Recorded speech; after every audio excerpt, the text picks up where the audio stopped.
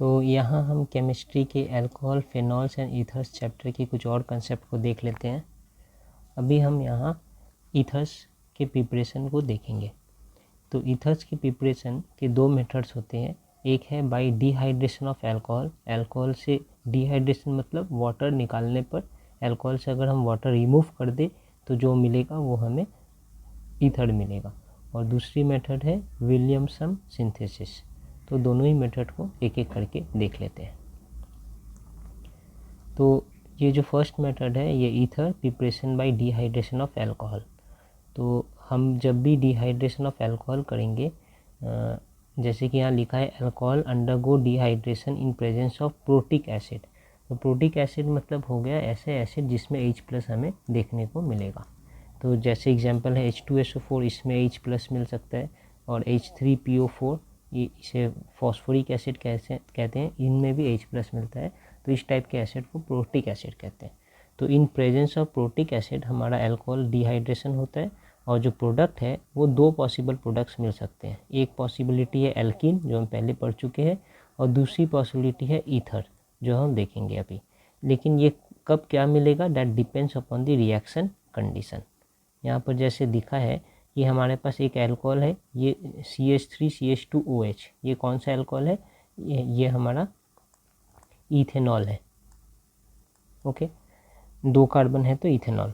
Okay, तो इस alcohol का अगर डिहाइड्रेशन कर रहे हैं मतलब इसमें से वाटर निकाल रहे हैं, ओके, -H2O वाटर निकाल रहे हैं। तो देखिए एक कंडीशन है H2SO4 टेम्परेचर कितना है 443 केल्विन। तो H2SO4 एट 443 केल्विन अगर हम इससे पास करवाए अल्कोहल, इस एसिड से इस अल्कोहल को, तो इनका डिहाइड्रेशन हो जाएगा, उसमें से H2O निकल जाएंगे। और H2O निकलने के बाद हमें क्या मिलेगा, यहाँ मिलेगा एल्कीन। ये कंडीशन कैसे होता है ये थोड़ा डिटेल में देखें तो ऑलरेडी हम देख चुके हैं, लेकिन फिर से एक बार देख लेते हैं। ये हमारा जो C है इसके संग 2H है, ये रहा 2H, और ये जो C है कार्बन इनके संग 3H है, तो ये रहा हमारा 3H। ओके, अब जब डिहाइड्रेशन हो रहा है तो ये OH यहाँ से जा रहा है, ओके, और ये बीटा कार्बन का एक H जाएगा यहाँ से, कोई भी एक ये H या ये H या ये H, इसमें से कोई एक H रिमूव हो जाएगा। तो ये दोनों रिमूव होने पर क्या निकला, हमारा H2O बाहर निकल गया। फिर बच क्या जा रहा है, अब देखिए अगर ये रिमूव हो गया और यहाँ से ये भी रिमूव हो गए, तो अब हमारे पास ये बच रहा है। ये कार्बन 3 बॉन्ड बना रहे और ये कार्बन भी 3 बॉन्ड बना रहे, तो ये दोनों कार्बन आपस में एक दूसरे के साथ एक और बॉन्ड बना लेंगे और हमें ये कंपाउंड मिलेगा। ये क्या है, ये एक डबल बॉन्ड वाला एल्कीन है। ये देखिए ये एक एल्कीन है, इनका नाम है इथीन, क्योंकि 2 कार्बन है इसलिए इनका नाम है इथीन। तो ये हमने पहले भी देख रखा है। यहाँ पर देखते हैं कि अगर थोड़ा कंडीशन चेंज हो रहा है, जैसे कि सल्फ्यूरिक एसिड तो है, लेकिन इस बार हम 443 केल्विन की जगह 413 केल्विन लिए। ओके, तो यहाँ पर 30 केल्विन कम है। तो जब टेम्परेचर थोड़ा कम है उस समय अगर हम डिहाइड्रेशन करते हैं तो हमें ईथर मिलता है। अब ये ईथर कैसे मिल रहा है, थोड़ा सा अगर आप गौर करेंगे तो मैं इसे रिमूव करके दिखाता हूँ कि जैसे एल्कीन जब बन रहा था ना, तो एक ही अल्कोहल के मॉलिक्यूल में से हमने ये OH रिमूव किया और ये वाले कार्बन का एक H रिमूव किया, इसमें से H2 कर दिया, हाँ, यहाँ से एक H रिमूव किया।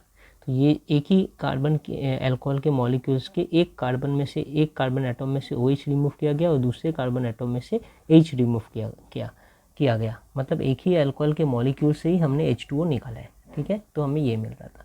अब जब हमें ईथर बनाना है ना इस प्रोसेस से, तो हम 2 अल्कोहल के मॉलिक्यूल लेंगे और 2 अल्कोहल के मॉलिक्यूल में से दोनों अल्कोहल को मिलाकर एक वाटर के मॉलिक्यूल को बाहर निकालेंगे। फिर से कह रहा हूँ, जैसे यहाँ क्या हो रहा था ऊपर वाले में, जब ईथर बन रहा है तो एक अल्कोहल के मॉलिक्यूल से हम वाटर निकाल रहे हैं, ठीक है, H2O निकाल रहे हैं। ये सेकंड केस में हम 2 अल्कोहल के मॉलिक्यूल से एक मॉलिक्यूल ऑफ H2O निकालेंगे। कैसे, देखिए ये ऐसे है CH3 CH2OH, और दूसरा मॉलिक्यूल ऐसे लिख सकते हैं, फिर से क्या ऐसे HO CH2 CH3, जस्ट एक ही बात है, ऐसे करके लिखा हूँ। अब देखिए इनमें से OH निकाल दिया हूँ और इनमें से H निकाल दिया हूँ। देखिए तो क्या हुआ, 2 अल्कोहल के मॉलिक्यूल्स को मिलाकर मैं एक वाटर का मॉलिक्यूल निकाल रहा हूँ बाहर। तो अगर ये निकाल दिया तो देखिए क्या बच रहा है, यहाँ से C, इसे रेट कर देता हूँ, तो ये बच रहा है CH3 CH2 और यहाँ पर एक O और फिर CH3 CH2 CH3। तो ये रेड वाले को अगर आप देखें तो आपको ये मिल रहा है C2H5O और ये फिर C2H5 ऐसा। तो दो अल्कोहल के मॉलिक्यूल को मिलाकर अगर एक वाटर का मॉलिक्यूल बाहर निकाला जाए तो फिर हमें जो बचेगा उसे हम ईथर कहेंगे। और एक ही अल्कोहल के मॉलिक्यूल से अगर वाटर निकाले तो हमें जो मिलेगा वो एल्कीन होगा। यहाँ पर उसे हम इथीन कहते हैं। ये कौन सा ईथर है, ये जनरलाइज्ड फॉर्म है ईथर, मतलब जनरलाइज्ड स्ट्रक्चर है ईथर का। लेकिन ये कौन सा ईथर है, यहाँ पर 2 कार्बन है, यहाँ पर 2 कार्बन है, तो इसे कहते हैं इथॉक्सी ईथेन। ये वाला ईथर है, इथॉक्सी ईथेन। ओके, देखिए अब इनका फॉर्मेशन कैसे हो रहा है। ये वाले तो हम ऊपर वाले तो पहले पढ़ चुके हैं, अभी इसमें ही डिटेल में देखेंगे कि अल्कोहल से ईथर का फॉर्मेशन जो है वो किस किस स्टेप से हो रहा है। तो यहाँ पर ये तो पता चल गया कि हमें अल्कोहल से जब ईथर बनाना है तो हमें 2 मॉलिक्यूल लगेंगे अल्कोहल के, और उन 2 मॉलिक्यूल को मिलाकर मैं 1 मॉलिक्यूल ऑफ H2O बाहर निकालूंगा। तो ये स्टेप्स कैसे हैं इनके अंदर ये देखते हैं। ये बेसिकली 3 स्टेप्स में ये पूरा प्रोसेस एग्जीक्यूट होता है। और इनमें हमने जैसे पढ़ा था ना haloalkanes and haloarenes chapter में कि SN2 रिएक्शन, तो इसमें SN2 रिएक्शन होता है। SN2 रिएक्शन मतलब है S stands for substitution, N stands for nucleophilic and 2 stands for bimolecular. Therefore SN2 reaction मतलब हुआ कि सब्स्टिट्यूशन, न्यूक्लियोफिलिक, बाईमॉलिक्यूलर, मतलब 2 मॉलिक्यूल्स इन्वॉल्व रहेंगे इनके रेट ऑफ रिएक्शन डिसाइड करने के लिए। इनका डिटेल तो हमने पहले पढ़ लिया है। ये जो SN2 रिएक्शन है ये 1 स्टेप में होता है, और जस्ट ये याद रखने के लिए कि SN1 रिएक्शन जो होता है वो 2 स्टेप्स में होते हैं, ठीक है। तो फिलहाल यहाँ SN2 रिएक्शन हो रहा है, वो देखते हैं कि कैसे SN2 रिएक्शन करके हम 2 मॉलिक्यूल ऑफ अल्कोहल को लेंगे और उसमें से 1 मॉलिक्यूल ऑफ वाटर को बाहर निकाल कर जो बच जाएगा हमारे पास उसे हम ईथर कहते हैं। देखिए, तो सबसे पहला स्टेप है कि हम पहला जो एक अल्कोहल का मॉलिक्यूल है, first alcohol molecule, first 1 molecule of alcohol, उनका हम प्रोटोनेशन करेंगे, मतलब उनमें प्रोटॉन डालेंगे, ठीक है। 1 प्रोटॉन डालेंगे। प्रोटॉन कहाँ से आ रहा है, ये जो हमने ऊपर लिखा है ना कि ये एक प्रोटिक एसिड होना चाहिए। Alcohol undergoes dehydration in presence of protic acid, तो ये प्रोटिक एसिड ही ये प्रोटॉन प्रोवाइड कर रहा है। लेकिन याद रखना है कि ये प्रोटॉन कैटलिस्ट के जैसा काम कर रहा है, तो इनिशियली ये रिएक्शन में जा रहा है अपना काम करके, फिर ये रिएक्शन से बाहर भी आ जाएगा, तो वो भी हम देखेंगे। देखिए, फर्स्ट स्टेप में हमारे 2 अल्कोहल के मॉलिक्यूल होंगे, तो पहला एक अल्कोहल का जो मॉलिक्यूल है उसमें एक प्रोटॉन ऐड हो जा रहा है, ठीक है। तो हमने ये देखा, ये अल्कोहल है, देख लीजिए CH3 CH2OH, इसमें एक प्रोटॉन ऐड हुआ, यहाँ पर ऐड होगा, इसमें एक भी इलेक्ट्रॉन नहीं है, H+ है, और इसके पास 2 लोन पेयर है, तो ये लोन पेयर के संग ये H जो है ये बॉन्ड बना लेगा। तो जब बॉन्ड बना लेगा तो ऐसा दिखेगा, देखिए, और हमारा O जो है पॉजिटिव हो जाएगा। ओके, O पॉजिटिव क्यों होगा, अगर थोड़ा भी डाउट है तो कह देता हूँ कि एक ऑक्सीजन के आउटर मोस्ट सेल में 6 इलेक्ट्रॉन्स होते हैं खुद के इनके, ठीक है। यहाँ भी वही है, ये यहाँ पर एक इलेक्ट्रॉन है, यहाँ पर एक इलेक्ट्रॉन है इनका। अब ये जो बॉन्ड बना रहे तो एक और इलेक्ट्रॉन चाहिए, कार्बन ने अपना इलेक्ट्रॉन यहाँ रखा है ताकि ये बॉन्ड बन रहा है, यहाँ हाइड्रोजन ने अपना इलेक्ट्रॉन रखा है तब जाकर ये बॉन्ड बन रहा है। इनके पास तो कोई इलेक्ट्रॉन ही नहीं था। अब ये जब यहाँ बॉन्ड बना रहे हैं तो ऐसे बन रहे हैं, यहाँ पर एक इलेक्ट्रॉन तो ऑक्सीजन का था ही, सॉरी, यहाँ पर 2 इलेक्ट्रॉन थे, दोनों इलेक्ट्रॉन ऑक्सीजन के थे, लेकिन जब बॉन्ड बना तो एक इलेक्ट्रॉन ऑक्सीजन के पास रहा, दूसरा इलेक्ट्रॉन इन्होंने हाइड्रोजन को दे दिया, तब जाकर ये बॉन्ड बना पा रहे हैं। तो ऑक्सीजन के नज़र से देखें तो इनका एक इलेक्ट्रॉन कम हो गया ना, क्योंकि इन्होंने ये वाला इलेक्ट्रॉन तो हाइड्रोजन को दे दिया। अब इनके पास ऑक्सीजन के पास खुद का कितना इलेक्ट्रॉन बचा, एक यहाँ दिख रहा है, ठीक है, दूसरा यहाँ, फिर ये 3 और ये 4 5, तो होना चाहिए था 6 लेकिन है 5, तो इसलिए एक पॉजिटिव चार्ज आ गया, ठीक है ना। ये आप पहले भी जानते थे शायद, फिर भी मैंने बताया। तो ऐसे करके प्रोटॉन ऐड करने पे यहाँ पर हमें एक प्रोटोनेटेड अल्कोहल मिल गया, मतलब एक अल्कोहल जिसमें एक प्रोटॉन एडेड है, ठीक है। ये एक प्रोटोनेटेड अल्कोहल, और हमें क्या चाहिए था, 2 अल्कोहल मॉलिक्यूल्स चाहिए थे। तो इस प्रोटोनेटेड अल्कोहल में दूसरा एक अल्कोहल का मॉलिक्यूल जो नॉर्मल है, जो प्रोटोनेटेड नहीं है, वो मॉलिक्यूल आकर इस पर अटैक करेगा, ठीक है। तो फर्स्ट स्टेप जो था हमारा था formation of protonated alcohol. 2 molecules चाहिए हमें अल्कोहल के, तो उसमें से 2 मॉलिक्यूल्स में से एक मॉलिक्यूल का प्रोटोनेशन हो गया और दूसरा मॉलिक्यूल एज इट इज़ है। तो ये देखिए ये हमारा ये प्रोटोनेटेड वाला मॉलिक्यूल है। देखिए अल्कोहल जो ये प्रोटोनेटेड अल्कोहल ये और ये सेम है, थोड़ा सा जस्ट अलग तरीके से बनाए हैं ताकि आपको वो SN2 रिएक्शन समझ आए। देखिए ये वाला जो कार्बन है ये कार्बन हमारा ये कार्बन है यहाँ पर, ठीक है। दोनों को ही रेड कर देता हूँ तो समझने में ईजी होगा। तो ये रेड वाले कार्बन में देखिए 2 हाइड्रोजन अटैच्ड है और एक CH3 अटैच्ड है। तो ये देखिए ये रेड कार्बन में 2 हाइड्रोजन एक CH3, और फिर ये रेड वाले कार्बन के साथ ही एक बॉन्ड बना रहा है ऑक्सीजन जिसके संग 2 हाइड्रोजन है। तो ये रेड वाले कार्बन के संग ही एक बॉन्ड बना रहा है ऑक्सीजन जिसके संग 2 हाइड्रोजन है। तो ये हमारा हो गया एक प्रोटोनेटेड अल्कोहल। प्रोटोनेटेड अल्कोहल के साथ नॉर्मल अल्कोहल जो हमारा CH3 CH2OH जो ये था, इसमें प्रोटोनेशन देने के बाद ये प्रोटोनेटेड अल्कोहल बना। प्रोटोनेटेड अल्कोहल के साथ और एक मॉलिक्यूल ऑफ नॉर्मल अल्कोहल, दोनों ऐड होंगे। किस तरीके से ऐड होंगे? SN2 रिएक्शन के मैकेनिज्म से। SN2 रिएक्शन का अगर मैकेनिज्म आपको थोड़ा ध्यान हो तो वो ऐसे था ना कि एक कार्बन है, एक यहाँ पर X है, X को आप समझ सकते हैं कि हेलोजन है या लिविंग ग्रुप है, ऐसा ग्रुप जो छोड़कर जाने वाला है, और यहाँ पर हमारा ऐसे करके 3 और स्ट्रक्चर रहते थे ऐसे, कुछ भी, ये हाइड्रोजन भी हो सकता है और कुछ भी हो सकता है। अब पीछे से एक न्यूक्लियोफाइल आता है जो इनकमिंग ग्रुप कहते हैं इसे, ये आने वाला है इसलिए इनको इनकमिंग, ये जाने वाला है इसलिए इसे आउटगोइंग ग्रुप या लिविंग ग्रुप कहते हैं। तो ये पीछे से आकर इस कार्बन के संग ऐसे बॉन्ड बनाता है, और जब ये पीछे से बॉन्ड बनाता है तो ये 3 हाइड्रोजन जो ऐसे इस X से पीछे इस X से दूर भाग रहे थे, अब ये इस न्यूक्लियोफाइल से भी दूर भागेंगे, दोनों तरफ से रिपल्सन होगा, तो ये 3 हाइड्रोजन जो है ना वो ऐसे हो जाते थे, बिल्कुल सीधा ऐसे। और थोड़ी देर बाद ये जो बॉन्ड है ये टूटकर अलग हो गया, ये निकल कर चला गया बाहर। हाँ, इसे हम यहाँ से खोल कर ले जाते हैं, ये निकल कर चला गया। तो फिर क्या होगा इनका, ये जो 3 है बॉन्ड वो अब इनसे दूर भागेंगे और ये बॉन्ड सॉलिड हो गया तब तक, मतलब एक जा रहा था एक आ रहा था, ये निकल गए तो ये पूरा इसके संग बॉन्ड बनकर सॉलिड। अब ये जो 3 बॉन्ड है, ये जो दिख रहा है ऐसा 3 बॉन्ड, ये अब इससे रिपेल करेंगे तो इनका स्ट्रक्चर ऐसा हो जाएगा। सॉरी,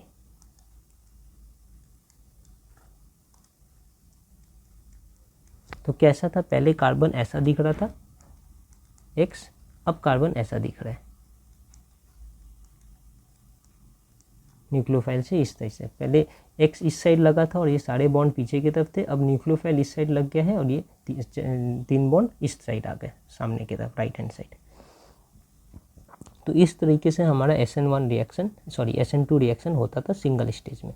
तो बस वही हो रहा है कि इस रेड वाले कार्बन से ये वाला जो ग्रुप है ना, इसे आप समझ लीजिए X, तो ये ग्रुप जाने वाला है, और ये वाला पूरा ग्रुप जो है इसे आप समझ लीजिए ये न्यूक्लियोफाइल, ये आने वाला है। न्यूक्लियोफाइल का क्या प्रॉपर्टी होता है कि न्यूक्लियस लविंग होता है, न्यूक्लियस की तरफ अट्रैक्टेड होता है, इनमें नेगेटिव चार्ज होता है या तो लोन पेयर होता है। तो आप देखिए इस अल्कोहल में तो आपको यहाँ पर अच्छे से लोन पेयर दिख रहा है, तो ये नेगेटिव चार्ज होगा या तो लोन पेयर होगा। मोट बात है कि ये इलेक्ट्रॉन रिच होगा, तो ये ऑक्सीजन जो इलेक्ट्रॉन रिच है ये धीरे धीरे इसके संग बॉन्ड बनाने लगेगा और ये ऑक्सीजन धीरे धीरे इनके संग बॉन्ड तोड़ने लगेगा। तो यहीं पर हो रहा है, ये डॉटेड बॉन्ड के संग ये मिल रहा है और ये डॉटेड बॉन्ड के संग बाहर निकल रहा है। यहाँ लिखा भी है छोटे से कि ये आउटगोइंग ग्रुप है और ये इनकमिंग है, ठीक है। आउटगोइंग वाला जब पूरा आउटगोइंग हो जाएगा तो ये क्या है, ये वाटर है, ये वाटर अलग हो गया, इसलिए लिखा है वाटर एलिमिनेटेड। और जो वाटर अलग होने के बाद इतना सा रह जाता है ये पूरा पोर्शन, यही पूरा पोर्शन देखिए यहाँ पर आपको दिख रहा होगा, ठीक है ना।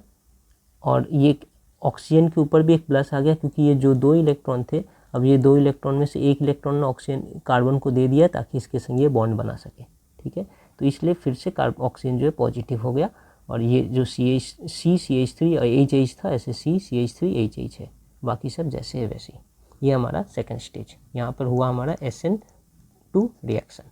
अब थर्ड स्टेज में क्या होगा, जैसे फर्स्ट स्टेज में क्या हुआ था कि एक अल्कोहल में प्रोटॉन ऐड हुआ था, अब मैं इसमें से एक प्रोटॉन वापस ले लूँगा, तभी तो हमारा H+ जो है या एसिड जो यहाँ पर यूज करते हैं प्रोटिक एसिड, वो is working as a catalyst. मतलब वो रिएक्शन में सिर्फ आते हैं, काम करके निकल जाते हैं, रिएक्शन में पार्टिसिपेट नहीं करते, सिर्फ उनका स्पीड बढ़ाते हैं। तो देखिए यहाँ पर जो ये वाला H है ये प्रोटॉन बनकर निकल जाएगा। कैसे निकलेगा, ये जो बॉन्ड के दोनों इलेक्ट्रॉन हैं वो दोनों इलेक्ट्रॉन ऑक्सीजन अपने पास रख लेगा और हाइड्रोजन H+ बनकर निकल गया। तो ये देखिए बॉन्ड के दोनों इलेक्ट्रॉन ऑक्सीजन अपने पास रख लिए और हाइड्रोजन H+ बनकर निकल गया। तो ये जब H+ बन के निकला ऐसा, और दोनों इलेक्ट्रॉन जब ऑक्सीजन के पास आ गए तो ऑक्सीजन के पास ये चार्ज चला जाएगा, क्योंकि ऑक्सीजन के पास फिर से अपने 6 इलेक्ट्रॉन्स हो गए। देखिए ये दोनों इलेक्ट्रॉन जब ऑक्सीजन के पास चले गए तो देखिए यहाँ पर 2 इलेक्ट्रॉन ऑक्सीजन के, ऊपर 2 इलेक्ट्रॉन था वो था, और इस साइड 1 इलेक्ट्रॉन और इस साइड 1 इलेक्ट्रॉन, ऑक्सीजन के 6 इलेक्ट्रॉन फिर से हो गए। तो ये पॉजिटिव चार्ज भी इनका चला गया और ये H+ पॉजिटिव बनकर यहाँ आ गया। तो हमने जो प्रोटॉन ऐड किया था फर्स्ट स्टेप में, वो लास्ट स्टेप में प्रोटॉन निकल गया। तो स्टेप का नाम ही कितना अच्छा है। अब देखिए इसमें ही सब कुछ छिपा है। फॉर्मेशन ऑफ प्रोटोनेटेड अल्कोहल, ये फर्स्ट स्टेज है। सेकेंड है attack of alcohol molecule on protonated alcohol via SN2 reaction. तो हमारा जो ये अल्कोहल मॉलिक्यूल है ये एक न्यूक्लियोफाइल के जैसा काम कर रहा है। जैसे यहाँ पर एक न्यूक्लियोफाइल था ना, यहाँ पर जैसे एक न्यूक्लियोफाइल था, वैसे ये वाला पूरा अल्कोहल मॉलिक्यूल एक न्यूक्लियोफाइल के जैसा काम कर रहा है और प्रोटोनेटेड अल्कोहल पर अटैक कर रहा है। ठीक है, जैसे ये न्यूक्लियोफाइल हमारे इस कार्बन के ऊपर अटैक करता था, वैसे ये पूरा न्यूक्लियोफाइल इस रेड वाले कार्बन पे अटैक किया। थोड़ी देर बाद ये पार्ट निकल कर अलग हो गया और ये पार्ट इसके संग ज्वाइन हो गया। तो हमारा कैसा दिखेगा, ये निकल कर अलग तो वाटर अलग, और ये ज्वाइन होने के बाद हमारा कंपाउंड ऐसा दिख रहा है। अब इसमें से जो अल्कोहल हमने H+ जो हमने डाला था, प्रोटॉन डाला था, वो निकालना भी पड़ेगा। तो यही है देखिए, formation of ether by elimination of proton. तो अब ये प्रोटॉन हमने यहाँ से इलेक्ट्रॉन को, ऑक्सीजन को रिटर्न करके ये प्रोटॉन निकाल लिया और जो बचा इसे हमने कहा ईथर। तो ये 3 स्टेज में एक्चुअली हमने क्या किया, 2 अल्कोहल के मॉलिक्यूल लिए और 2 अल्कोहल के मॉलिक्यूल को मिलाकर एक वाटर का मॉलिक्यूल को बाहर निकाले हमने। तो ये हमारा एक वाटर के मॉलिक्यूल बाहर निकलने के बाद हमारा हो गया ईथर। ओके, CH3 CH2 इस तरीके से। तो ये सिमेट्रिक ईथर है, ऑक्सीजन के इस साइड और ऑक्सीजन के इस साइड दोनों साइड सेम चीज़ें हैं। तो ये सिमेट्रिक ईथर बना हमारा। ठीक है, अब क्या लिखा है, the above method of SN2 reaction. SN2 reaction actually हो कौन से स्टेप में रहा था, SN2 रिएक्शन हमारे स्टेप 2 में हो रहा था। ठीक है, तो the above method of SN2 reaction is suitable for preparing ether from primary alcohol. तो प्राइमरी अल्कोहल से ही ईथर बनाने में ये SN2 रिएक्शन यूज़फुल है। ऐसा क्यों कह रहे हैं, क्योंकि प्राइमरी अल्कोहल से ईथर इसलिए बनाने में यूज़फुल है, ये है एक प्राइमरी अल्कोहल का ईथर, मतलब ये है एक प्राइमरी अल्कोहल का प्रोटोनेटेड अल्कोहल मॉलिक्यूल। ये देखिए ये प्राइमरी अल्कोहल था, इस प्राइमरी अल्कोहल में एक प्रोटॉन ऐड हुआ तो ये प्राइमरी अल्कोहल का प्रोटोनेटेड मॉलिक्यूल है। इसे हम ऐसे भी लिख सकते हैं। अब ये देखिए ये प्राइमरी अल्कोहल है, इसलिए इस C के साथ एक कार्बन अटैच्ड है। अगर ये सेकेंडरी होता तो इस C के साथ, ये रेड वाले C के साथ और भी कार्बन अटैच्ड रहते हैं, जैसे कि ये हाइड्रोजन भी रिप्लेस होता कार्बन से। अगर ये टर्सरी होता तो ये हाइड्रोजन भी रिप्लेस होते कार्बन से। अब इतने सारे कार्बन यहाँ पर अगर अटैच्ड रहेंगे तो इस ऑक्सीजन को यहाँ जगह नहीं मिलेगा, इस कार्बन, इतने सारे कार्बनों के बीच में, कार्बन के संग हाइड्रोजन भी उनका है, तो इस ऑक्सीजन को जगह नहीं मिलेगा इस कार्बन को अटैक करने का पीछे से, यहाँ से, क्योंकि ये जगह पूरा क्राउडेड हो गया है। ये C और CH3 ये सबसे क्राउडेड हो गया है। ओके, तो इनको जगह नहीं मिलता, और जब ऐसा नहीं हो रहा है तो ये रिएक्शन फिर अंजाम नहीं होता। SN2 डज नॉट रिजल्ट और डज नॉट हैपन। ओके, तो इसलिए इन जनरल ये प्राइमरी अल्कोहल के केस में ही हम ये SN2 रिएक्शन देख सकते हैं। ठीक है, और क्या लिखा है कि for preparing ether from secondary and tertiary alcohol, अगर सेकेंडरी या टर्सरी अल्कोहल से मुझे ईथर बनाना ही है तो फिर SN1 रिएक्शन होना चाहिए, और वो भी लेकिन अच्छे से नहीं होता है, क्योंकि SN1 रिएक्शन होने के पहले एलिमिनेशन रिएक्शन हो जाता है, क्योंकि elimination reaction competes over substitution reaction और SN1 रिएक्शन। तो एलिमिनेशन रिएक्शन का मतलब चांसेस ज़्यादा है कंपेयर टू SN1 रिएक्शन, और जब एलिमिनेशन रिएक्शन होगा तब तक हमें एल्कीन मिलेगा इंस्टीड ऑफ ईथर। ईथर तभी मिलेगा जब हमारा सब्स्टिट्यूशन रिएक्शन होता है, जो SN2 हो या SN1 हो, तो SN1 हो। अब SN2 तो ईजिली हो जाता है 1 डिग्री अल्कोहल में, 2 डिग्री और 3 डिग्री अल्कोहल में SN1 नहीं हो सकता, इसलिए SN2 नहीं हो सकता, इसलिए SN1 सब्स्टिट्यूशन होने के चांसेस है। लेकिन SN1 और अगर एलिमिनेशन दोनों में कंपेयर किया जाए तो फिर एलिमिनेशन होने के चांसेस ज़्यादा होते हैं। देयरफॉर हमें सेकेंडरी और टर्सरी अल्कोहल से एल्कीन बनने के चांसेस ज़्यादा है, ना कि ईथर। अब जब जब एलिमिनेशन होता है तब तक एल्कीन बनता है और सब्सटीट्यूशन होता है तब ईथर बनता है। क्यों ऐसा है? देखिए यहाँ पर क्या हुआ था, अगर आप समझे तो सब्सटीट्यूशन हुआ था एक टाइप से, कि ये जा रहा है और इसके जगह ये पूरा आ रहा है ना। यहाँ पर ये स्टेप में आप देख सकते थे सब्सटीट्यूशन, इसीलिए इनका नाम सब्सटीट्यूशन है ना। देखिए यहाँ पर क्या है, आप देखिए ये पूरा पोर्शन जो है जा रहा है, ये पूरा पोर्शन जा रहा है और उसके जगह ये पूरा पोर्शन आ रहा है, तो सब्सटीट्यूशन हो रहा है ना यहाँ पर। ओके, लेकिन जब एलिमिनेशन रिएक्शन होता है तब सिर्फ एलिमिनेशन होता है, मतलब कि कुछ चले जाते हैं, कुछ उसके जगह आते नहीं है। जैसे कि अगर CH3 CH ऐसे लिख देता हूँ OH, और इसे भी ऐसे लिख देता हूँ समझने के लिए। ये क्या है, जस्ट जो हमने अभी ऊपर में अल्कोहल पढ़ा था ये वाला, वही अल्कोहल है। ये देखिए ये वाला अल्कोहल इथेनॉल यही है, जस्ट इथेनॉल को हमने ऐसे लिखा। अब इनका सब्सटीट्यूशन की जगह अगर एलिमिनेशन हो तो क्या बनेगा, ये एलिमिनेशन होते वक्त ये एलिमिनेट होगा और फिर ये हमारा अल्फ़ा कार्बन होता है, अल्फ़ा कार्बन से OH एलिमिनेट होगा और बीटा कार्बन से एक H एलिमिनेट होगा। दोनों जब निकल जाएंगे तो क्या बचेगा हमारे पास ऐसा,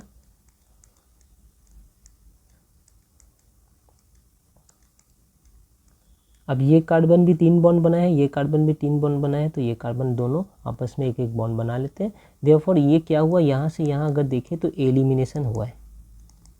क्या चीज़ का एलिमिनेशन हुआ है? हाइड्रोजन का, H2O का, हाइड्रोजन कह रहा हूँ, H2O वाटर का एलिमिनेशन हुआ है। तो इसलिए जब एलिमिनेशन रिएक्शन होता है तब एल्कीन बन जाएंगे और सब्सटीट्यूशन रिएक्शन होगा तब हमारा ईथर बनता है। तो इससे ये समझ आ रहा है कि 1 डिग्री अल्कोहल से ईथर बनाना बहुत आसान है, बाय सब्सटीट्यूशन रिएक्शन हो जाता है। कौन सा substitution reaction? SN2 substitution reaction. लेकिन जहाँ हमें 2 डिग्री या 3 डिग्री अल्कोहल मिलता है वहाँ SN1 रिएक्शन से सब्सटीट्यूशन किया जा सकता है, लेकिन उनके भी होने के चांसेस कम होते हैं क्योंकि एलिमिनेशन रिएक्शन होने के चांसेस ज़्यादा है, और जब जब एलिमिनेशन रिएक्शन होगा तब तक हमें एल्कीन मिलेगा, ना कि ईथर। देखिए ये बातें यहाँ पर लिखी है कि for preparing ether from secondary और tertiary alcohol SN1 reaction is followed, but that is also unsuccessful as elimination mechanism competes over substitution SN1 mechanism, and the result is formation of alkene instead of ether. Okay,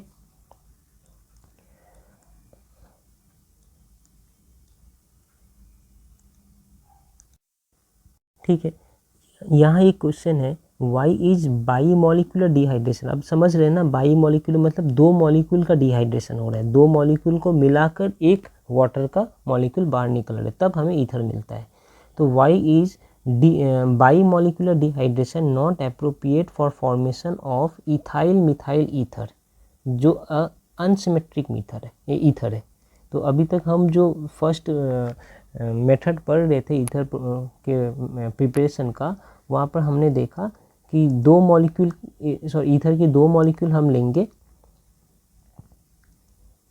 ether के 2 molecule लेंगे और उस 2 molecule में से alcohol के 2 molecule लेंगे और उस 2 मॉलिक्यूल में से हम, देखिए ये अल्कोहल के 2 मॉलिक्यूल है, इस 2 मॉलिक्यूल को में से मिलाकर हम एक वाटर के मॉलिक्यूल को निकालेंगे। तो क्या बच रहा है, देखिए ROR।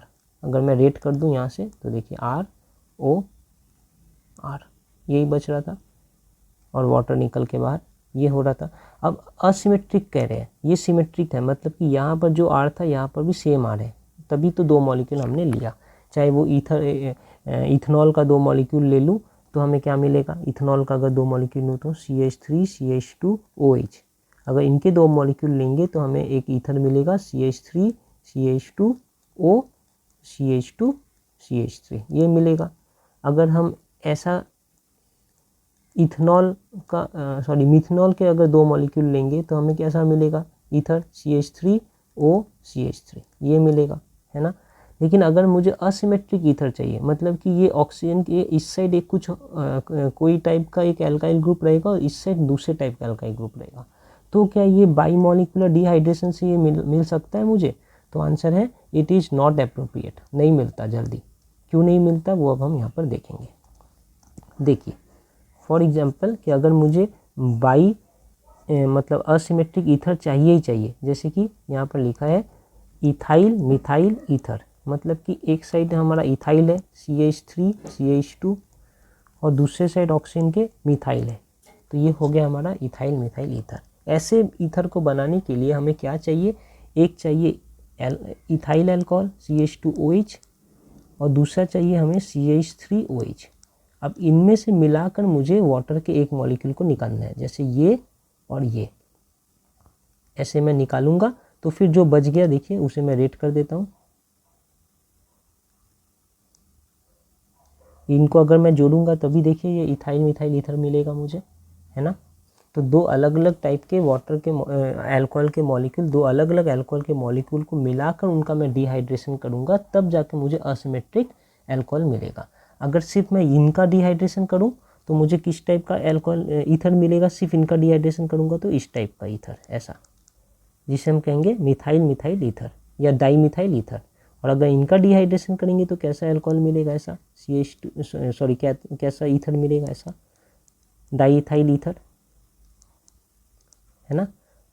ठीक है, तो बात यही है कि जब डिहाइड्रेशन करने की ये बारी आती है तो अलग अलग अल्कोहल अलग अलग कंडीशन में अलग अलग टेम्परेचर में डिहाइड्रेशन होता है, उनका रेट ऑफ डिहाइड्रेशन अलग अलग होता है। देयरफॉर दो अलग अलग अल्कोहल को मैं एक साथ डिहाइड्रेट करके ऐसा बना दूं, इनके चांसेस बहुत कम होते हैं। तो यही बातें यहाँ पर देखिए लिखी है रिएक्शन दिखा के भी। देखिए कि हमारे पास एक मिथेनॉल है या मिथाइल अल्कोहल कर सकते हैं, और ये एक इथाइल अल्कोहल या इथेनॉल है। अब इन दोनों का जब डिहाइड्रेशन हो रहा है in presence of concentrated sulphuric acid, तो देखिए हमें क्या क्या मिल सकता है। सबसे पहले सिर्फ अगर इनका दो मॉलिक्यूल का डिहाइड्रेशन हो तो हमें ये मिलेगा डाई मिथाइल ईथर, जो यहाँ लिखा है, ठीक है। अगर सिर्फ इनके दो मॉलिक्यूल का डिहाइड्रेशन हो तो हमें ये मिलेगा, जो है देखिए डाई इथाइल ईथर। और अगर इसके और इसके दोनों का एक एक मॉलिक्यूल का डिहाइड्रेशन एक साथ हो जाए तब हमें जो मिलेगा, जैसे देखिए ऐसे करके इनसे हाइड्रोजन और इनका OH इतना चला जाए कहीं, मतलब निकल के वाटर H2 हो गया, तो ये CH3O C2H5, ये तब जाकर हमें मिलेगा तब जाकर हमें मिलेगा इथाइल मिथाइल ईथर, ऐसा। लेकिन ये होने के चांसेस कम है। क्यों? क्योंकि दो अलग अलग टाइप के अल्कोहल को डिहाइड्रेट करने का जो रेट है वो अलग है। देयरफॉर ये दो अलग अल्कोहल एक साथ डिहाइड्रेट होकर ऐसा बन जाएंगे, ऐसा नहीं होता, ठीक है। यही कारण है, जैसे क्वेश्चन हमें पूछ रहा था why is bimolecular dehydration not appropriate for preparation of ethyl methyl ether या asymmetric ether। तो इनका रीज़न यहाँ लिखा है कि bimolecular dehydration involves removal of one water molecule from two alcohol molecule to form ether, ठीक है। The dehydrating agent that is concentrated H2SO4 removes hydrogen from one molecule of alcohol and OH group और hydroxyl group from other molecule of alcohol। तो एक का देखते हैं, एक का हाइड्रोजन रिमूव होता है, एक का OH रिमूव होता है, other molecule of alcohol। For preparing unsymmetrical alcohol ether like ethyl methyl ether, two different alcohols, that is methyl alcohol which is CH3OH and ethyl alcohol which is C2H5OH have to be dehydrated। The reaction is likely to give a mixture of ether। मुझे एक ether के जगह ऐसे तीन ether मिल जाएंगे। क्यों मिलेंगे? Because of two different alcohol molecules dehydrating at different rate। ये दोनों जो अल्कोहल मॉलिक्यूल है ना, ये डिहाइड्रेट अलग अलग रेट पे होते हैं। तो कभी ये जब डिहाइड्रेट हो रहा है तो सिर्फ ये डिहाइड्रेट हो रहा है, जब ये डिहाइड्रेट हो रहा है तो सिर्फ ये डिहाइड्रेट हो रहा है। दोनों एक साथ डिहाइड्रेट होंगे, एक ही रेट पे डिहाइड्रेट होंगे, ऐसे चांसेस बहुत कम है। देयरफॉर ये वाला अल्कोहल मुझे अगर मिलेगा भी तो बहुत स्मॉल क्वांटिटी में मिलेगा। मेजरली मुझे ये दोनों ईथर मिलेंगे, ये ईथर बहुत कम क्वांटिटी में मिलेगा, ये मेनली ये दोनों ईथर मुझे मिलेंगे।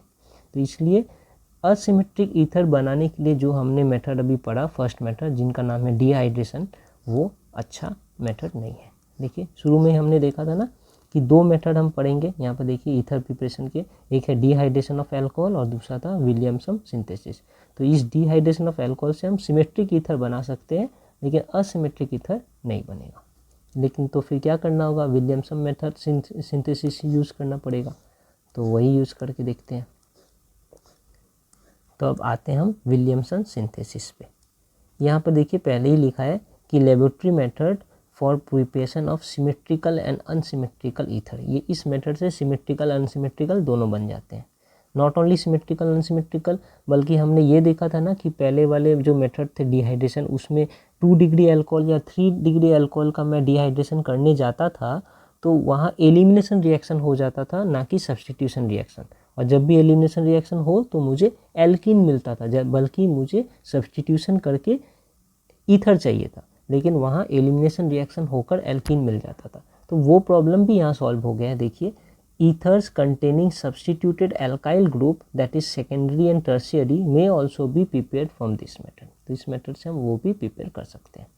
क्या है इस मेथड में, देखिए in this method an alkyl halide which is primary 1 degree is allowed to react with sodium alkoxide to give ether. बस इतनी सी बात हमको अच्छे से ध्यान रखना है कि इस रिएक्शन में दो चीज़ें हैं इन्वॉल्व। एक है एल्काइल हैलाइड, लेकिन प्राइमरी 1 डिग्री एल्काइल हैलाइड। ये एल्काइल हैलाइड प्राइमरी होना चाहिए, ठीक है। And is allowed to mix with react with sodium alkoxide. अब इस सोडियम एल्कोक्साइड प्राइमरी हो, सेकेंडरी हो, टर्शियरी हो, कोई दिक्कत नहीं है, लेकिन ये एल्काइल हैलाइड प्राइमरी होना चाहिए। ये दोनों का रिएक्शन करेंगे तो हमें ईथर मिल जाएगा। फॉर एग्जाम्पल एक स्टैंडर्ड फॉर्म यहाँ दिखाया गया है। इसमें आप देखिए ये हमारा एक एल्काइल हैलाइड है। ये CR जो है ये कुछ भी हो सकता है, CH3 भी हो सकता है, CH3 CH2 भी हो सकता है,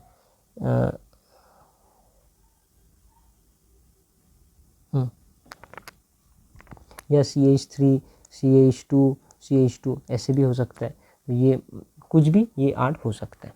और यहाँ पर ये R' भी एक एल्काइल ग्रुप है। अब ये जो एल्काइल ग्रुप है ये प्राइमरी भी हो सकता है, सेकेंडरी भी, टर्शियरी भी। मतलब ये जो है ना R ऐसे भी लिख सकते हैं, सिर्फ C मतलब CH3 C और 3 H से बॉन्ड बना के है, ये हो सकता है R हमारा। ये R ऐसा लिख सकते हैं R की जगह। या तो फिर ऐसे भी लिख सकते हैं कि ये एक C है और ये C के संग और एक C लगा है जिसके संग H3 है, या ये हमारा हो गया प्राइमरी। अगर यहाँ पे भी एक H की जगह यहाँ भी C होता, H3 होता, तो ये हमारा हो जाता सेकेंडरी सोडियम एल्कोक्साइड। यहाँ H की जगह भी C होता तो ये हमारा, देखिए ऐसा है ना, अगर मैं पूरा लिखूँ तो ये पार्ट ही तो R है, जो मैं डेट कर दे रहा हूँ, ये पार्ट ही तो R है। तो ये हमारा R यहाँ पे कैसा R है, यहाँ पे टर्शियरी R है, क्योंकि जो कार्बन O के संग कनेक्टेड है वो इंटर्न और 3 कार्बन के संग कनेक्टेड है। तो यहाँ पर हमारा जो सोडियम एल्कोक्साइड है ये प्राइमरी भी हो सकता है, सेकेंडरी भी हो सकता है, टर्शियरी भी हो सकता है। लेकिन हमारा ये जो एल्काइल हैलाइड है यहाँ पर स्पेसिफिकली मेंशन किया गया है कि ये 1 डिग्री होना चाहिए। अब इन दोनों का कॉम्बिनेशन करें तो हमें जो मिलेगा वो ईथर होगा, और ये ईथर कोई सा भी वैरायटी ऑफ ईथर बन जाएगा। देखिएगा यहाँ पर कैसे क्या कॉम्बिनेशन हो रहा है ये थोड़ा देख लेते हैं। जस्ट कुछ नहीं, ये यहाँ पर भी तो पॉजिटिव नेगेटिव हो जाएगा ना, तो ये प्लस है ये माइनस है क्योंकि ये हेलोजन है। अब ये नेगेटिव पार्ट ये पॉजिटिव के पार्ट के संग कॉम्बाइन होकर NaX, बाकी ये ऑक्सीजन ये R के संग कॉम्बाइन होकर यहाँ पर ये बन गया हमारा। तो ये बन गया हमारा ROR'। ऐसे ये R' कहाँ से आ रहा है, ये R' एल्कोक्साइड से आ रहा है, सोडियम एल्कोक्साइड का है, और ये R जो है ये हमारा एल्काइल हैलाइड का R है। इस मेथड से हम जो ये ईथर बना रहे हैं इसे हम विलियमसन मेथड कहते हैं। इनके अंदर हो क्या रहा है तो एग्जाम्पल से भी देखने की कोशिश करते हैं। ये देखिए हम अब दो कंपाउंड को मिला रहे हैं यहाँ पर। एक प्राइमरी एल्काइल हैलाइड ये जो इसके जैसा काम कर रहा है ये RH, ये देखिए primary alkyl halide CH3 X की जगह हमने Br ले लिया है, ठीक है। और दूसरा एक ये देखिए ये टर्शियरी सोडियम एल्कोक्साइड है 3 डिग्री ये वाला। यहाँ पर देखिए इस R' की जगह हमने क्या लिया, ये कार्बन जो फिर से 3 कार्बन के संग अटैच्ड है। एग्जैक्टली यहाँ पर जो हमने लिया था वही ये है, ठीक है ना। तो अब ये क्या लिखा है, ये टर्शरी सोडियम एल्कोक्साइड है 3 डिग्री सोडियम एल्कोक्साइड।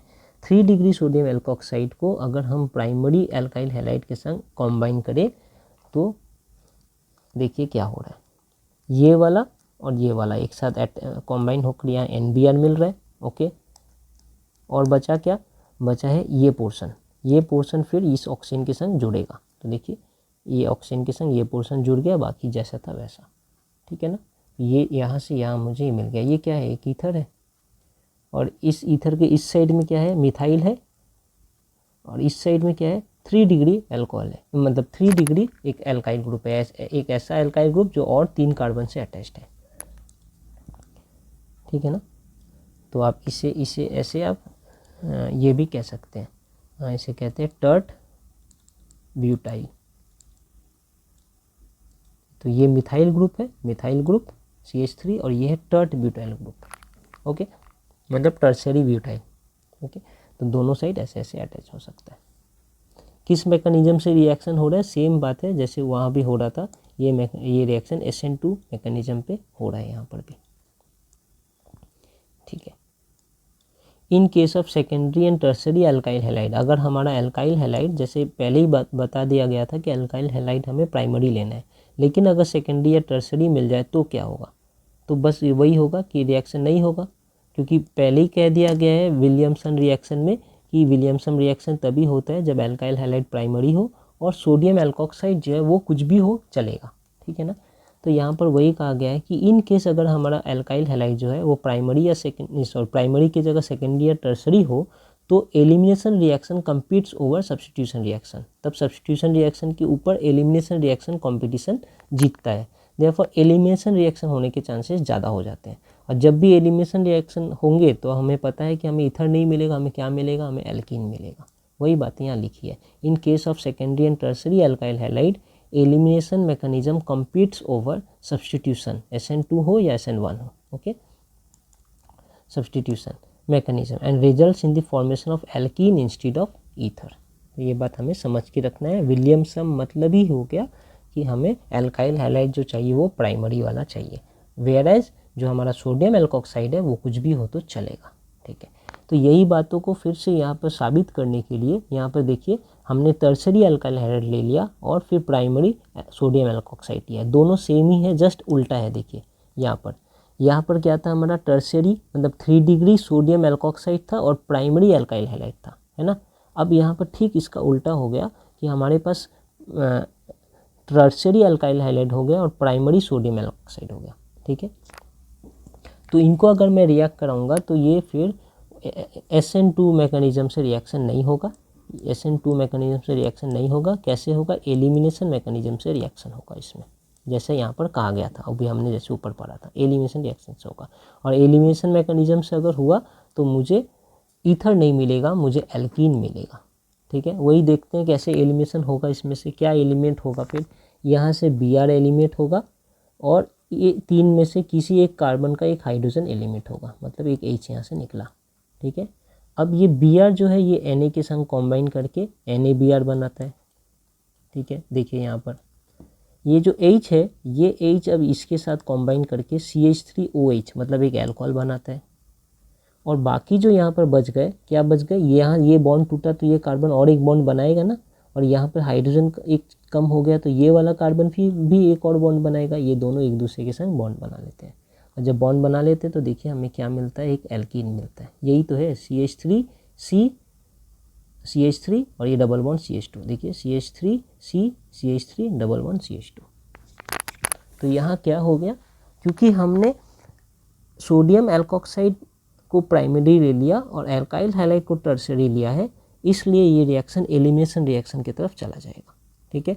और अगर हमने उल्टा किया होता कि हमें अल्काइल हैलाइड प्राइमरी लेते और सोडियम एल्कोक्साइड टर्सरी लेते, तो जैसे ऊपर दिया गया था यहाँ पर देखिए सोडियम एल्कोक्साइड टर्सरी है, अल्काइल हैलाइड प्राइमरी है, तो फिर ये हमारा SN2 रिएक्शन होगा जिसमें हमें ईथर मिलेगा। ये रिएक्शन को ही विलियमसन रिएक्शन कहते हैं। इसी के लिए उन्होंने पहले ही कह दिया कि अल्काइल हैलाइड हमें प्राइमरी चाहिए होगा। अगर अल्काइल हैलाइड प्राइमरी नहीं मिला तो ये रिएक्शन नहीं होने वाला, ठीक है। अब विलियमसन सिर्फ वो स्ट्रेट कार्बन वाले अल्कोहल में एप्लीकेबल नहीं है, बल्कि बेंजीन रिंग में जो OH लगा रहता है जिसे हम फेनॉल कहते हैं, उस पर भी एप्लीकेबल है। तो देखिए कैसे, ये फेनॉल है, फेनॉल में हमने सोडियम हाइड्रोक्साइड डाला तो ये हमारा बन गया सोडियम फेनॉक्साइड। जैसे इनको हम क्या नाम दे रहे थे, सोडियम एल्कोक्साइड, क्योंकि एल्काइल ग्रुप लगा हुआ था, नाम में ही सब कुछ छुपा है। देखिए कि सोडियम मतलब एक सोडियम होगा, एल्कोक्साइड मतलब एक एल्काइल ग्रुप है और साथ में ऑक्सीजन है, ऐसा। तो यही था ना NaOCH3। अब ये जो एल्काइल ग्रुप है ना, ये 1 डिग्री भी हो सकता है, हाइड्रोजन को हटा दूँ तो एक और कार्बन लगा तो ये 2 डिग्री भी हो सकता है, 3 डिग्री हो सकता है, इसमें कोई ट्रबल नहीं है, विलियमसन रिएक्शन होगा। बस कंडीशन ये है कि हमारा एल्काइल हैलाइड 1 डिग्री होना चाहिए। ठीक है, यहाँ भी देखते हैं फिनॉल में जब हमने सोडियम हाइड्रोक्साइड को ऐड किया तो हमें मिला सोडियम फेनॉक्साइड।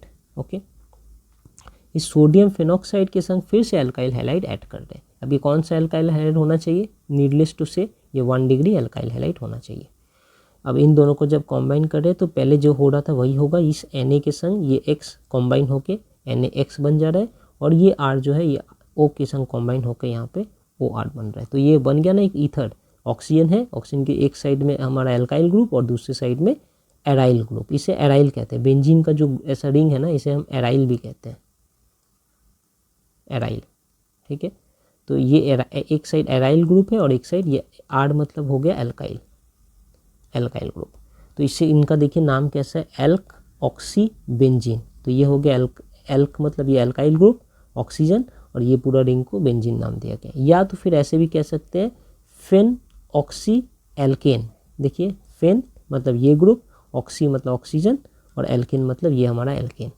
या तो फिर इसे ऐसे कह सकते हैं एल्काइल एराइल ईथर, मतलब एक तरफ एल्काइल लगा है दूसरी तरफ एराइल लगा है और ऑक्सीजन से जुड़ा है तो इसलिए ईथर। ये सब ये इनका कॉमन नेम होता है, ये दोनों इनके IUPAC नेम होते हैं। ठीक है, अब आप ये जरूर सोच रहे होंगे कि एल्कोक्सी बेंजीन कब कहेंगे और फेनॉक्सी एल्केन कब कहेंगे इसे। तो सीधी सी बात है, अगर हमारा ये जिसमें भी कार्बन ज़्यादा होगा ना वो पीछे ऐसे लिखेंगे। जैसे कि अगर एल्काइल ग्रुप लगा है लेकिन उसमें जो कार्बन है वो 6 से कम है, क्योंकि बेंजीन में तो कार्बन 6 कार्बन होते हैं, तो हमारा एक ऐसा एल्काइल ग्रुप लगा है जिसमें कार्बन 6 से कम है, तो हम उसे नाम देंगे एल्कोक्सी बेंजीन। मतलब जो बड़ा वाला कार्बन है वो पीछे आता है, वही मेन नॉमेनक्लेचर में वही नाम रखता है अपना। तो अगर हमारा ये एल्काइल ग्रुप अगर 6 से छोटा है, मान लीजिए 5 कार्बन वाला है, तो इसे हम क्या कहेंगे, पेंटाइल कहेंगे। तो इनका नाम क्या हो जाएगा, पेंटॉक्सी बेंजीन। ओके, वहीं अगर हमारा ये एल्काइल ग्रुप मान लेता हूँ 7 कार्बन वाला हो जाए तो उसे तो फिर हम पेंटाइल नहीं करेंगे, उनको क्या कहेंगे, फिर हेप्टाइल कहेंगे, हेप्टाइल, HEPTYL, हेप्टाइल। और ये 6 कार्बन है, तो ये कार्बन ज़्यादा बड़ा है ना, तब ये वाला यूज करेंगे, तब उसका नाम होगा फेनऑक्सी हेप्टेन। ओके, तो बड़ा कार्बन जो भी होगा, बड़ा कार्बन का चेन वो पीछे आएगा। ये दोनों किसके लिए एप्लीकेबल है, IUPAC नेम के लिए। ओके, तो ये बातें हमें पता थी पहले से, नॉमेनक्लेचर मैंने पढ़ा था पहले।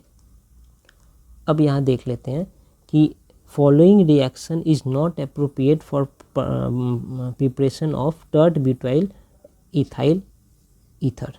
टर्ट ब्यूटाइल इथाइल ईथर के लिए ये रिएक्शन अप्रोप्रिएट नहीं है, हमें बताना है क्यों। ठीक है, पहले ये देखिए क्यों अप्रोप्रिएट नहीं है, क्योंकि एज पर विलियमसन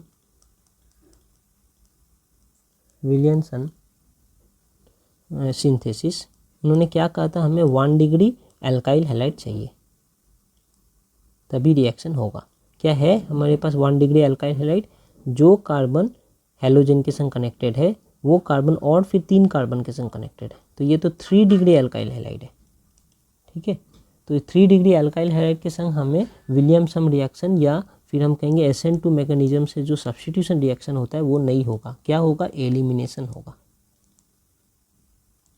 ठीक है, और जब एलिमिनेशन होगा तो हमें क्या मिलता है, एल्कीन मिलता है। ठीक है, यही बातें देखिए यहाँ पर लिखी है कि यहाँ पर अगर जो गिवन है वो अगर हो कि हमारे पास ये जो एल्काइल हैलाइड है वो टर्सरी एल्काइल हैलाइड है और जो सोडियम एल्कोक्साइड है वो हमारा प्राइमरी एल्कोक्साइड है, तो हमें जो मिलेगा देखिए एल्कीन मिल रहा है, और यहाँ पर एलिमिनेशन रिएक्शन हो रहा है ना कि substitution reaction.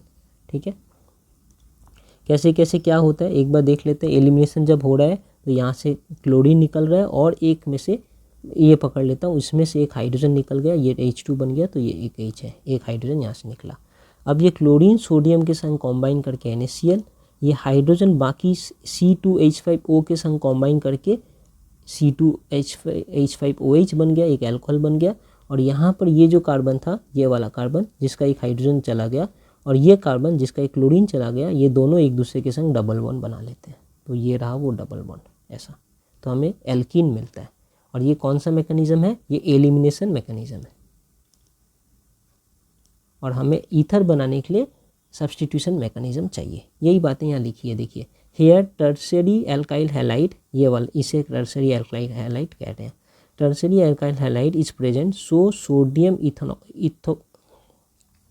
ethoxide would act as a strong base and hence elimination reaction would be predominate over substitution reaction। ये important है कि elimination reaction would predominate over substitution reaction resulting in formation of alkene instead of ether as major product।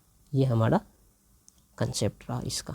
तो यहाँ पर हमारा जो major product है ये क्या है, 2-मिथाइल प्रोपीन। इसका नॉमेनक्लेचर करेंगे तो आपको पता चलेगा ये 2-मिथाइल प्रोपीन है।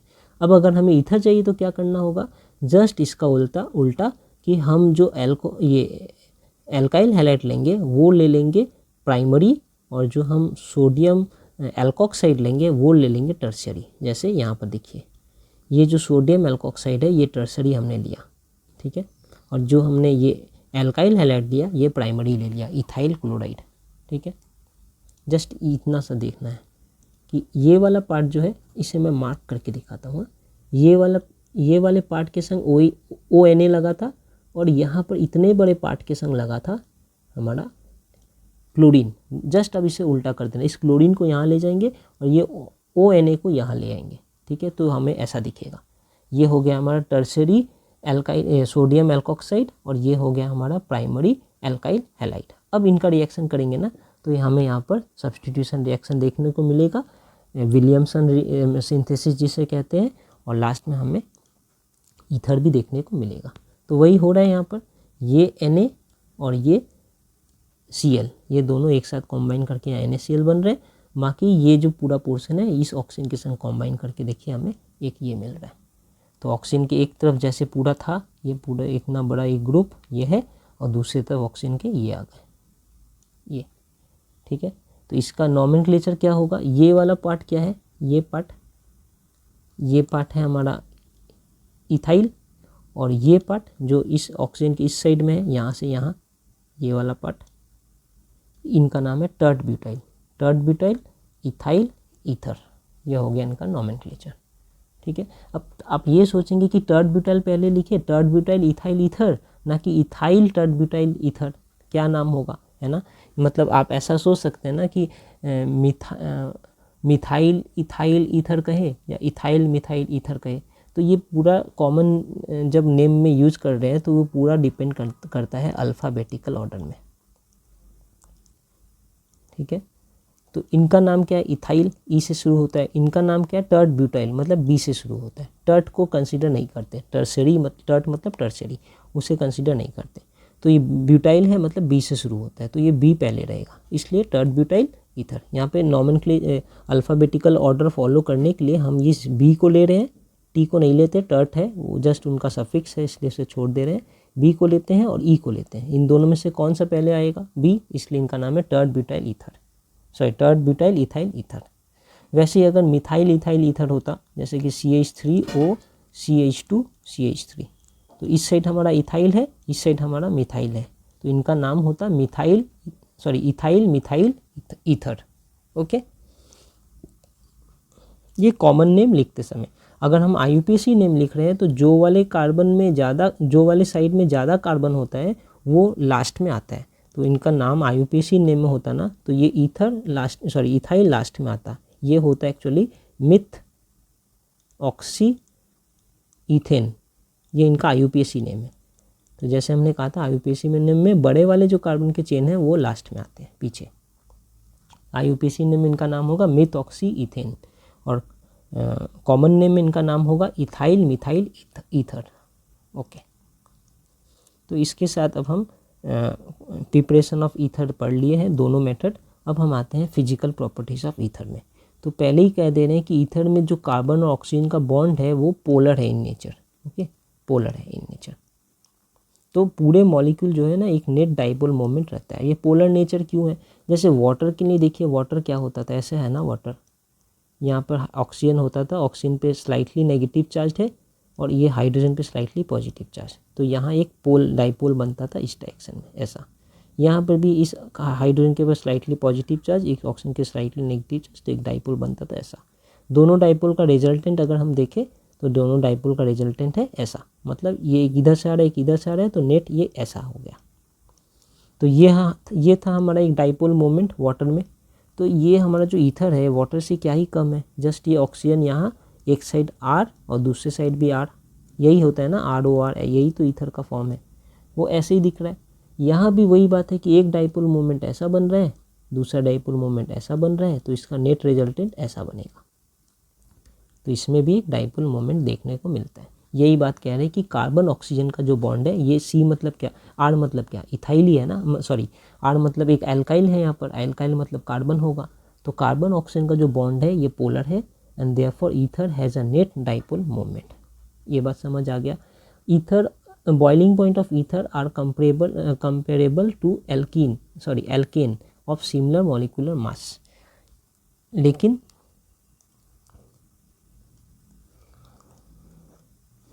अगर बॉइलिंग पॉइंट अल्कोहल से कंसीडर करें तो अल्कोहल के कंपैरिजन में इनका बॉइलिंग पॉइंट कम है। कहना ये चाह रहे हैं कि जो ईथर है उनका बॉइलिंग पॉइंट सिमिलर है कंपेयर टू एल्केन, एल्केन से इनका बॉइलिंग पॉइंट सिमिलर है, लेकिन अल्कोहल से इनका बॉइलिंग पॉइंट बहुत कम है। अल्कोहल का बॉइलिंग पॉइंट बहुत ज़्यादा हाई होता है कंपेयर टू ईथर या एल्केन। ऐसा क्यों? क्योंकि अल्कोहल के अंदर होता है हाइड्रोजन बॉन्डिंग, ठीक है। अल्कोहल मतलब क्या, ऐसे ROH, यही है अल्कोहल। दूसरा एक मॉलिक्यूल अल्कोहल का होगा उसमें भी होगा ROH। अब इस मॉलिक्यूल के हाइड्रोजन इस मॉलिक्यूल के ऑक्सीजन के संग अट्रैक्ट करते हैं, तो देखने में वो थोड़ा ऐसा होता है। अगर मैं इस तरीके से ड्रॉ करूँ तो अच्छा समझ आएगा। और दूसरा है एक, समझिए ऐसा,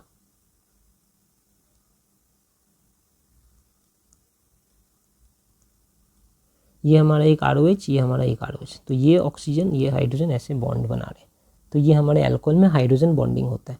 ऐसा हाइड्रोजन बॉन्डिंग हमें ईथर में देखने को नहीं मिलता, क्योंकि यहाँ पर तो ये हाइड्रोजन होगा नहीं, ईथर में ये होगा हमारा फिर से R, तो ईथर तो ऐसा दिखेगा ROR, और फिर दूसरी जगह भी ऐसा ROR।